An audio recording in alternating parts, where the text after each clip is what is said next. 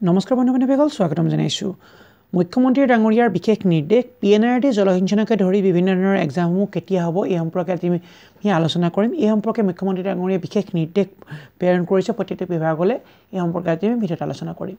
নমস্কাৰ বন্ধু-বান্ধৱীসকল, মোৰ নাম আছে শ্ৰী অংকুৰ শৰ্মা আৰু আপোনালোকে চাই আছে আপোনালোকৰ আপোন চেনেল জব মেল আছাম, য'ত অসম তথা কেন্দ্ৰীয় চৰকাৰৰ বিভিন্ন চাকৰিৰ লগতে চাকৰি সম্পৰ্কে বিভিন্ন তথ্য পাতি আৰু প্ৰয়োজনীয় প্ৰশ্নকাকত কথাসমূহ আলোচনা কৰা হয়।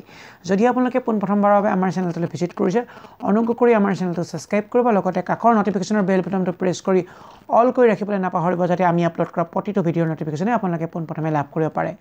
লগতে যদি ভিডিঅ'টো চাই ভাল পায়, নিশ্চয় ভিডিঅ'টো লাইক কৰক আৰু আপোনালোকৰ বন্ধু-বান্ধৱী তথা সম্বন্ধীয় মানুহৰ মাজত ভিডিঅ'টো শ্বেয়াৰ কৰক, যাতে তেওঁলোকে ভিডিঅ'ৰ পৰা উপকৃত হ'ব পাৰে। বলক এতিয়া ভিডিঅ'টো আৰম্ভ কৰোঁ।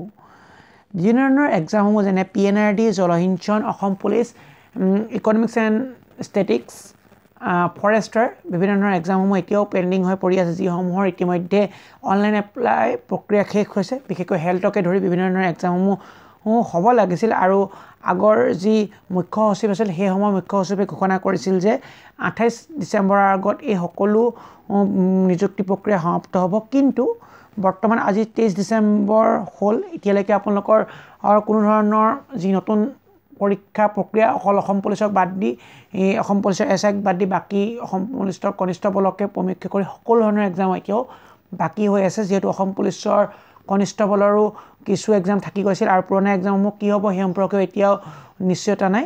তাৰ ওপৰতে PNRD প্ৰায় 1000টা পদৰ বাবে জলসিঞ্চন বিভাগৰ পাম্প অপাৰেটৰ, জুনিয়ৰ এছিষ্টেণ্টকে সমীক্ষা কৰি বিভিন্ন ধৰণৰ পষ্টৰ এতিয়াও মানে আপোনালোকৰ পৰীক্ষা হ'বলৈ বাকী আছে। কেৱল ছেকশ্যন এছিষ্টেণ্টৰ পৰীক্ষাৰ ৰিজাল্টসমূহ আউট হৈছে। তাৰপিছতে আপোনাৰ হেল্থ ডিপাৰ্টমেণ্টৰ, তাৰপৰা ইণ্ডাষ্ট্ৰিয়েল কমাৰ্চ, আপোনালোকৰ ইকনমিক্স এণ্ড ষ্টেটিক্স আৰু বিভিন্ন ধৰণৰ ট্ৰেন্সপৰ্ট ডিপাৰ্টমেণ্টকে সমীক্ষা কৰি প্ৰায় 18টা বিভাগৰ বৰ্তমান সময়ৰ পৰীক্ষা হ'বলৈ বাকী আছে। কিছু এডভাৰটাইজমেণ্ট পাব্লিছ হৈছে আৰু কিছু এডভাৰটাইজমেণ্ট এতিয়াও পাব্লিছ হ'বলৈ বাকী। সেই হেতুকে এই প্ৰক্ৰিয়াসমূহ যিহেতু নিযুক্তি প্ৰক্ৰিয়া যি 28 ডিচেম্বৰৰ ভিতৰত হ'ব লাগিছিল, সেই নিযুক্তি প্ৰক্ৰিয়া বৰ্তমানলৈকে হোৱা নাই। এই সম্পৰ্কে মুখ্যমন্ত্ৰী ডাঙৰীয়া প্ৰতিটো বিভাগৰ মুখ্য সচিবসমূহক মাতি আৰু লগতে আমাৰ অসমৰ মুখ্য সচিবক জিষ্ণু বৰুৱাৰ লগত আলোচনা কৰি কঠোৰ নিৰ্দেশ পালন কৰিছে যে অতি শীঘ্ৰে এই পৰীক্ষাসমূহ অনুষ্ঠিত হ'ব লাগে আৰু এই এপইণ্টমেণ্টসমূহ কমপ্লিট হ'ব লাগে বুলি তেওঁৰ নিৰ্দেশ জাৰি কৰিছে। সেই হেতুকে সকলো নিবনুৱাৰ কাৰণে এটা ভাল খবৰ, কিয়নো অতি সোনকালে পৰীক্ষাসমূহ অনুষ্ঠিত হ'ব। আমি ইতিমধ্যে আশাবাদী আছিলোঁ যে ডিচেম্বৰ মাহৰ ভিতৰত সকলো পৰীক্ষা হ'ব, কিন্তু ডিচেম্বৰ মাহৰ ভিতৰত এতিয়া বৰ্তমান পৰীক্ষাসমূহ হৈ উঠাটো সম্ভৱপৰ নহয় সকলো পৰীক্ষাই।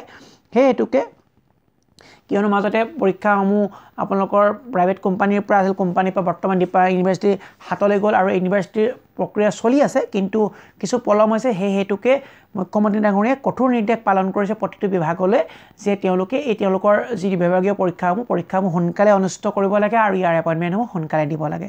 সেই হেতুকে আমি আশা কৰিব পাৰোঁ জানুৱাৰী মাহৰ ভিতৰতে সকলো বিভাগৰ পৰীক্ষাসমূহ সমাপ্ত হ'ব। সেই হেতুকে আপোনালোকে প্ৰিপেৰেশ্যনসমূহ চলাই থাকক, নিৰাশ নহ'ব যে পৰীক্ষাসমূহ নহ'ব আৰু ইয়াৰ ৰিজাল্টসমূহ অতি সোনকালে ঘোষণা কৰিবলৈ বিভাগসমূহক মুখ্যমন্ত্ৰী ডাঙৰীয়া তৰফৰ পৰা জনোৱা হৈছে। এই নিৰ্দেশনাৱলীটো 17 ছেপ্টেম্বৰ তাৰিখে এখন মিটিং হৈছিল, তাতে আলোচনা কৰা হৈছিল। কিন্তু আপোনালোকে মই আলোচনা কৰা নাছিলোঁ, কাৰণ এইটো এখন আমাৰ কিছু মিডিয়া হাউচৰ পৰা এই নিউজটো আমি পাইছিলোঁ। কিন্তু আপোনালোকে বহুতে সুধি আছিল যে পৰীক্ষাসমূহ ৰিজাল্টসমূহ কেতিয়া হ'ব, পৰীক্ষাসমূহ কেতিয়া হ'ব। তাৰপৰা বহুতে সুধিছিল DW পৰীক্ষাৰ কথা কৈছোঁ। DW পৰীক্ষা অতি সোনকালে হ'ব।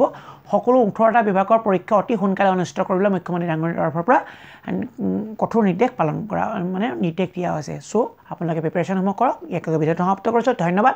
যদি ভিডিঅ'টো চাই ভাল পায়, নিশ্চয় ভিডিঅ'টো লাইক কৰক আৰু আপোনালোকৰ বন্ধু-বান্ধৱী তথা সম্বন্ধীয় মানুহৰ ভিডিঅ'টো শ্বেয়াৰ কৰক, যে তেওঁলোকে ভিডিঅ'ৰ পৰা উপকৃত হ'ব পাৰে। ধন্যবাদ। জয় অসম।